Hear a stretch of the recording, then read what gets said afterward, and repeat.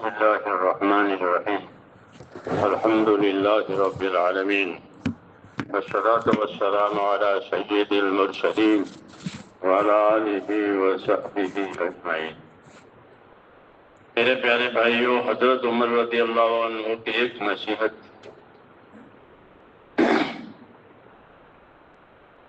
ایک مجمع جا رہا تھا سفر میں اللہ کے راستے میں، تو اس کے ذمہ دار سے فرمایا حضرت عمر نے،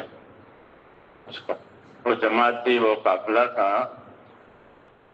اور اس کے ذمہ دار تھے، تو اس ذمہ دار سے حضرت عمر نے ایک بات فرمائی، وہ خالی ان کے لیے نہیں تھی، ان کی باتیں تو سب کے لیے ہوتی، خلفائے راشدین کی سنتیں۔ جماعت کے ذمہ دار سے، قافلے کے ذمہ دار سے یہ فرمایا کہ تمہارے ساتھ لوگ جا رہے ہیں، ان کو خیر کے کاموں کا عادی بنانا۔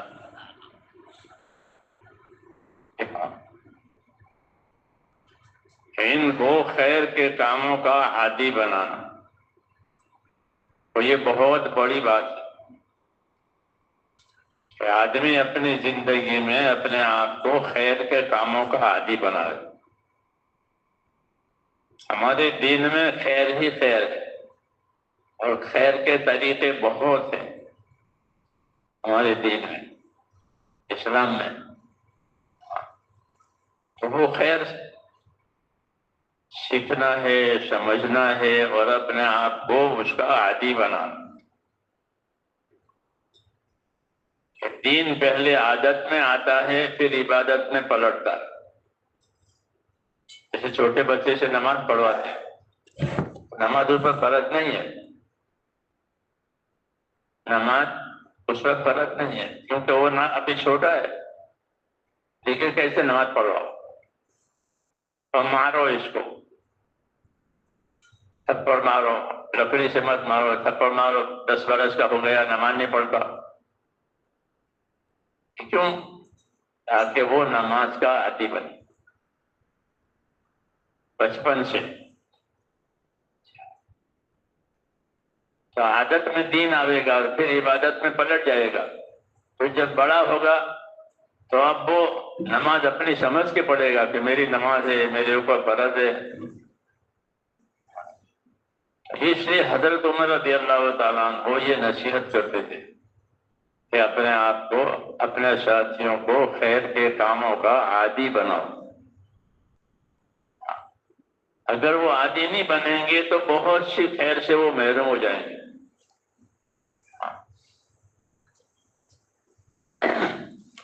حدیث شریف میں ہے کہ ہر نماز کے بعد، یہ مثال کے طور پر کہہ رہا ہوں، کہ ہر نماز کے بعد 33 مرتبہ سبحان اللہ، 33 مرتبہ الحمدللہ، اور کیا کہ 34 مرتبہ اللہ اکبر۔ یہ سب کو معلوم ہے، یہ ہدایت دی تھی حضرت علی کو، فاطمہ کو، کہ اس کو پڑھا کرو، پھر اس کا حساب بتایا،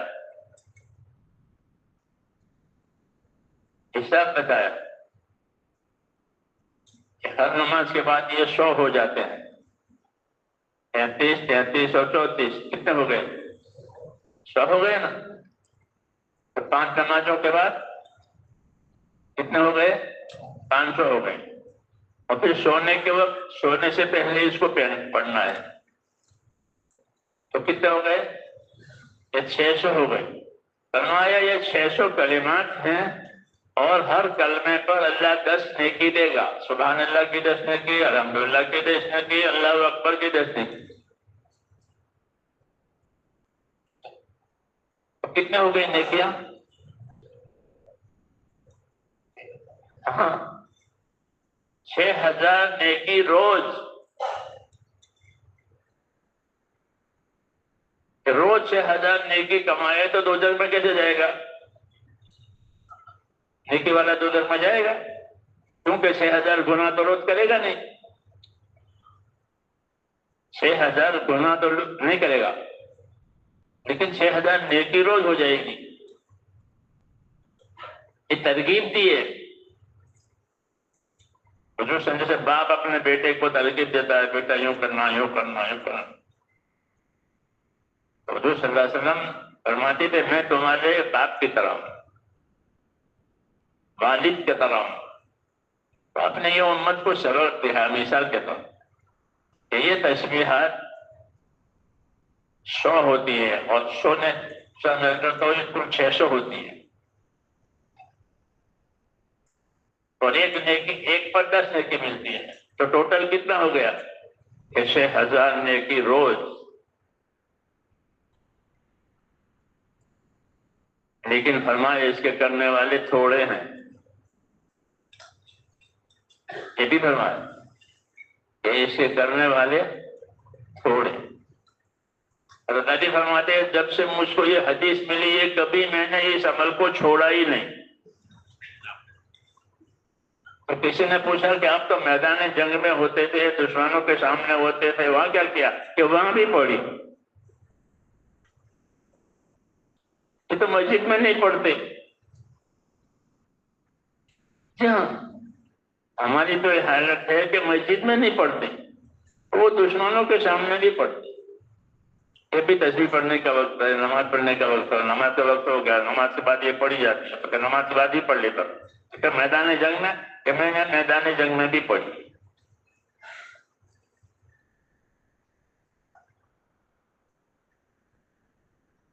دین کا کوئی کام چھوڑنے کے لیے ہوتا نہیں، یاد رکھو. جیسے مال چھوڑنے کے لیے ہوتا ہے، کوئی مال چھوڑ کے جاتا ہے؟ ابھی آپ چاہیں تو یہ آپ اپنا مال چھوڑ کے جائیں گے؟ یہ تو ضرورت کی چیز ہے، کیسے چھوڑیں گے؟ تو ایسے ہی میرے دوستو آدمی کا عمل یہ اس کی کامیابی کی چیز ہے، ضرورت کی چیز نہیں. ضرورتیں تو موت پر ختم ہو جاتی ہیں. ضرورتیں جتنی ہیں چھوٹی بڑی، اس کا تعلق کہاں تک ہے؟ اس کا تعلق موت تک ہے. موت پر کوئی ضرورت نہیں ہے.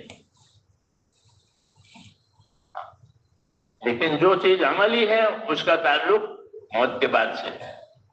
جب اس کی ضرورت اس کو محسوس ہوگی. اس لیے یہ بات حضور صلی اللہ علیہ وسلم فرمائی کہ اتنی نیکی ملتی ہے 6,000 نیکی روز، لیکن اسے کرنے والے یہ بہت تھوڑے. تو صحابہ میں جتنی بڑی نیکی ہے پھر اسے کرنے والے کیوں تھوڑے ہیں؟ فرمایا کرنے والے اس لیے تھوڑے ہیں کہ جب یہ سلام پھیر کر فارغ ہو جائے گا نماز سے تو شیطان اس کو کوئی یاد دلائے گا، کوئی کام، کوئی ضرورت کہ تجھ کو فلاں کام ہے، فلاں ضرورت ہے. تو وہ ضرورت پہ اس کا غلبہ ہوگا تو وہ تسبیح چھوٹ کے چلا جائے گا. تو یوں 5 نمازوں میں تو یوں نقصان میں اتار دیا، کوئی ضرورت یاد دلائی، کوئی کام یاد دلایا. کسوں میں ہے یہ سب باتیں؟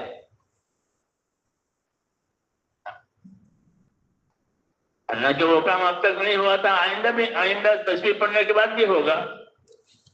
لیکن نہیں، وہ اس نے ڈالا باندھ تو وہ تسبیح چھوڑتے چلا گیا.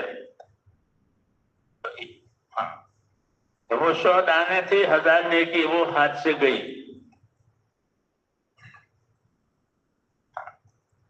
ایسے سونے کے وقت میں لیتے لیتے پڑھتا ہوں، ہوش ہو گیا، اس کی آنکھ لگ گئی، نہیں پڑے گا. اتنے آسان اور 6,000 نیکی پھر کیوں تھا؟ اس کی یہ وجوہات ہوتی ہیں کہ اس کو کوئی کام یاد دلایا، کوئی ضرورت یاد دلائی تو وہ چھوڑتے چلا گیا. تو یہ باتیں اس لیے کہی گئی ہے کہ لوگ اس کی پابندی کریں. تو حضرت جی فرماتے تھے کہ یہ تسبیحات جب سے میں نے حضور سے سنی ہے یہ کبھی فوت نہیں. تو کسی سوال کرنے والے نے سوال کیا کہ میدان جنگ میں کیا کیا تھا؟ رات دن مصروف تھے دشمنوں میں، کہ وہاں بھی پڑی ہے. نمازیں بھی پڑھی ہیں، تسبیح بھی پڑھی ہے، اور یہی دین ہے میرے بھائی۔ ہاں، یہ دین کوئی ایسی چیز نہیں ہے کہ ہوا ہوا نہیں ہوا نہیں ہوا، دین ایسا نہیں ہوتا، تو ہوا ہوا نہیں ہوا نہیں ہوا، ہے نا؟ دین تو اس لیے اترا ہے کہ لوگ اپنے آپ کو اس کا پابند کریں۔ یہ بات نہیں ہے کہ یہ تسبیح پڑھنا ضروری ہے، فرض ہے کہ نا، یہ بات نہیں ہے، لیکن یہ ایک عمل ہے اور اس کا ایک وقت ہے کہ نمازوں کے بعد اور سونے سے پہلے اس کو پڑھو۔ تو اس کا وقت بھی بتایا، اس کا طریقہ بھی بتایا، ہاں، تو کیا یہ چھوڑنے کے لیے بتایا؟ اس لیے حضرت عمر رضی اللہ تعالیٰ عنہ یہ فرماتے تھے کہ اپنے آپ کو خیر کے کاموں کا عادی بناؤ۔ کہ خیر کے کاموں کا عادی نہیں بنائے گا تو فضولیت کا عادی بنے گا، فضول چیزوں میں وقت بھی جائے گا، صلاحیت بھی جائے گی، سب کچھ جائے گا، ادھر نہیں تو ادھر آدمی ہے، یا تو ادھر ہوگا یا ادھر ہوگا، یہ نہیں کہ ادھر بھی نہیں ادھر بھی، ایسا نہیں ہوتا، یا اندھیرے میں ہوگا یا اجالے میں ہوگا، جی ہاں، یا صحیح روپ پر ہوگا یا غلط روپ پر ہوگا۔ اس لیے میرے دوستو، اصل چیز یہی ہے کہ اپنے اندر دین پیدا کرنا، اپنے اندر دین سیکھنا، اور پھر اپنے آپ کو آخر تک اس کا پابند بنانا، ارادے کے ساتھ، یہ نہیں کہ ماحول کی وجہ سے کر لے، ماحول کی وجہ سے ہو جائے یہ بات کافی نہیں ہے۔ جیسے ابھیان ہے طرف کرتے ہیں تو یہ کمزور ہے بھائی، یہ بات کہ بھائی ماحول ہے تو کر لیا، یہ نہیں، ماحول ہو نہ ہو ہم کریں اور ہم اس کا ماحول بنائیں گے۔ ماحول نہیں ہے تو کہ ماحول بناؤ کہ تم سب کرو تاکہ دوسرے لوگ بھی کریں، اسے ماحول بنے گا، جی ہاں۔ تو اس لیے اپنے آپ کو خیر کے کاموں کا عادی بنانا، اور سب سے بڑی خیر جو ہے وہ نماز ہے۔ تو کیا ہے؟ ایمان کے بعد اسلام میں سب سے بڑی خیر کہ وہ 5 وقت کی نماز ہے۔ تو نماز کا جتنا دباؤ آدمی پر ہوگا اتنا اس کے دین کے اوپر دباؤ ہوگا۔ وہ نماز سے آزاد ہے تو دین سے بھی آزاد ہے۔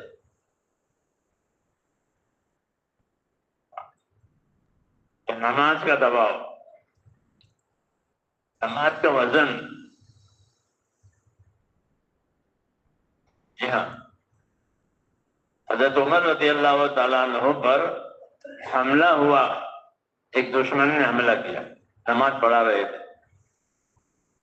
قاتلانہ حملہ، بہت بھاری حملہ تھا وہ،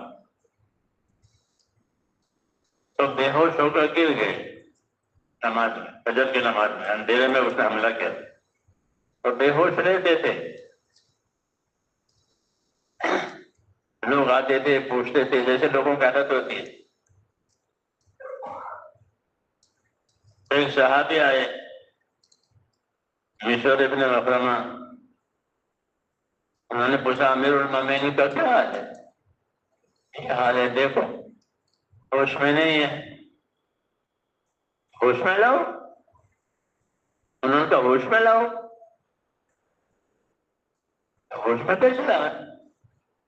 کہ نماز سے ہوش آئے گا، ٹھیک ہے، نماز سے یہ ہوش میں آئیں گے۔ کہ نماز کا دباؤ، تو لوگوں نے جا کر امیر المومنین صلاۃ صلی پر، امیر المومنین نماز، آپ نے نماز پڑھی؟ پھر جب ہوش آیا، کیونکہ حملہ بہت زوردار حملہ تھا، ادھر سے ادھر پیٹ چھیڑ دیا تھا اس نے، علاج کرنے والے آئے تھے، جیسے آج کل ایکس رے ہوتے ہیں، کیا کہا اس زمانے میں ایکس رے نہیں تھے، تجربے تھے. انہوں نے زخم دیکھنے کے لیے دودھ پلایا. دودھ پلا، وہ دودھ یہاں سے لے کے یہاں نکل گیا، تو ایکس رے ہو گیا. تو اس نے ہاتھ اٹھا دیا علاج والے نے کہ یہ نہیں بچے گا، سارا کٹ گیا ہے. تو دودھ ادھر سے ادھر آ گیا، جسے بے ہوشی ہے تھی. لیکن بے ہوشی میں نماز کا نمبر آیا تو ایک دم ہوش آ گیا. اثرات، ہاں ہاں ہاں. اور اسی حالت میں نماز پڑھی، زخمی حالت، اور نماز کی تبلیغ بھی کی. نماز بھی پڑھی اور نماز کی تبلیغ بھی کی. مسلمان اپنے دین پر رہے گا اور دین کی تبلیغ بھی کرے گا، کیونکہ کوئی دوسرا تو دین کا وارث ہے نہیں، یہی دین کے وارث ہیں. تو نماز بھی پڑھی اور نماز کی تبلیغ کی. نماز کی تبلیغ کیا کی؟ نماز پڑھ کے یوں کہا کہ لا سہم فی الاسلام من ترک الصلاۃ، جو نماز چھوڑ دے اسلام میں اس کا کوئی حصہ نہیں ہے. یہ تبلیغ کی. کوئی مسلمان ہو کر نماز چھوڑ دے، اسلام میں اس کا کوئی حصہ نہیں ہے، نمازی نہیں ہے. کیونکہ آخر میں محمد میں نمازی رہ جائے گی، آخر میں نمازی رہ جائے گی، وہ بھی نہیں ہے. تو اس لیے میرے بھائیو اپنے آپ کو خیر کے کاموں کا عادی بناؤ تاکہ برے کاموں کے عادی نہ بنے. اور اس کا آسان طریقہ یہ ہے کہ ہر وقت کی سنتیں یاد ہونی چاہیے. آسان آسان سنتیں ہیں، آسان آسان سنتیں ہیں، کیونکہ ہمارے یہ تو عمل کا طریقہ سنتوں کا طریقہ ہے. ایک وقت میں یہ سنت ہے، ایک وقت میں یہ سنت ہے، ایک وقت میں یہ سنت ہے. جو اپنے آپ کو اس کا عادی بنائیں گے تو دوسری چیزیں نہیں آئیں گی، نہیں تو دوسری چیزیں آئے گی، اس میں جانی مالی تمام صلاحیتیں لگے گی. اس لیے حضرت عمر کی یہ نصیحت ہے لوگوں سے کہ اپنے آپ کو خیر کے کاموں کے عادی بناؤ، یعنی اس کے پابند ہو جاؤ. اس کے پابند ہو کر پھر اگلا کام کہ اس کے داعی بنو. کیا بنا؟ کہ اسی لوگوں کو دعوت دو، اسی لوگوں کو تعلیم دو. پھر یہ کام آسان ہو جائے گا. خود بھی پابند ہیں، دوسروں کو دعوت بھی دے رہے ہیں. یہی ہمارا کام ہے کہ اپنے آپ کو خیر کے کاموں کا عادی بنانا اور سیکھنا پوچھنا ضروری ہے. جیسے دنیا کے کاموں کو سیکھتے بھی ہیں، پوچھتے بھی ہیں. ایسا نہیں کہ دنیا کے کاموں کو بغیر سیکھے بغیر کچھ لوگ کرنے لگ جاتے ہیں. یہاں دین میں بغیر سیکھے بغیر کچھ لگ جائیں گے. حج کرنا ہے تو حج کو چلے جائیں گے، نہ سیکھا نہ پوچھا. ہاں جی ہاں، کوئی دنیا کا دوسرا کام آئے گا تو اس کام کے ذمہ داروں سے پوچھیں گے. کوئی سرکاری کام ہوگا تو وکیلوں سے پوچھیں گے. کوئی علاج دوا ہوگی تو ڈاکٹروں سے پوچھیں گے. کوئی مکان بنانا ہو تو بلڈروں سے پوچھیں گے. ہاں یہ رواج ہے، دنیا کا رواج ہے. تو اس کام کے ذمہ داروں سے پوچھیں گے تاکہ صحیح چیز معلوم ہو جائے. دین میں نہیں پوچھیں گے. علماء سے پوچھو مجھے کتنی زکوٰۃ دینی چاہیے، میری بیوی کے پاس اتنا ہے اور میرے پاس اتنے ہیں، تو مجھ پر مجھے کتنی زکوٰۃ، کیونکہ زکوٰۃ پوری ہوتی نہیں، لوگ دیتے نہیں ہیں پوری زکوٰۃ، اس لیے ان کے مالوں پر مصیبتیں آتی ہیں. جی ہاں، پوچھتے بھی نہیں کہ ہم کا مالدار ہیں، ہم کا مالدار ہیں. حالانکہ وہ مالدار ہے، اس لیے ہمارا مالدار اس کو کہتے ہیں جس کو شریعت مالدار کہے. لوگ مالدار کہیں وہ نہیں، جس کو شریعت مالدار کہے وہ مالدار. جی ہاں، تو شریعت اس کو مالدار کہے گی تو اس وقت مالداری کے حکم آئیں گے. جی ہاں، نہیں تو وہ حکم چھوڑ کے مرے گا. اور علماء سے پوچھا بھی نہیں، جاننے والوں سے معلوم بھی نہیں کیا. اس لیے یہ طریقہ ہے کہ اپنے آپ کو خیر کے کاموں کا عادی بنانا اور اپنے آپ کو اس سے پابند کرنا. اسی زندگیاں جو ہے وہ شہید ہوتی ہے، نہیں تو زندگی ضائع ہوتی ہے اور ذمہ داریاں جواب داری کی بڑھ جاتی ہے. اور یہ مذاکرے تذکرے اسی وجہ سے ہوتے ہیں کہ بھائی اس سے کوئی بے خبر نہ رہے، باخبر رہے. کیونکہ اللہ تعالیٰ کو جواب دینا پڑے گا. اللہ نے حساب اپنے ذمہ رکھا ہے کہ میں کروں گا حساب سب کا. جی ہاں، سب کا حساب میں دیکھوں گا. یہ کہا ہے ان علینا حسابهم ثم علینا حسابهم. سب کا حساب کیا میں اللہ کا میرے ذمہ کروں گا. ظاہر بات ہے اللہ زیادہ جاننے والا کون ہے؟ اللہ مجھے آپ کو توفیق عطا فرمائے. آمین. اللهم صل وسلم وبارك على سيدنا محمد سيد المرسلين وعلى آله وصحبه أجمعين. ربنا إننا آمنا فاغفر لنا ذنوبنا وقنا عذاب النار. اللهم إنك عفو تحب العفو فاعف عنا. آمين. اللهم إنك عفو تحب العفو فاعف عنا. ربنا آتنا في الدنيا حسنة وفي الآخرة حسنة وقنا عذاب النار. وصلى الله تعالى على محمد.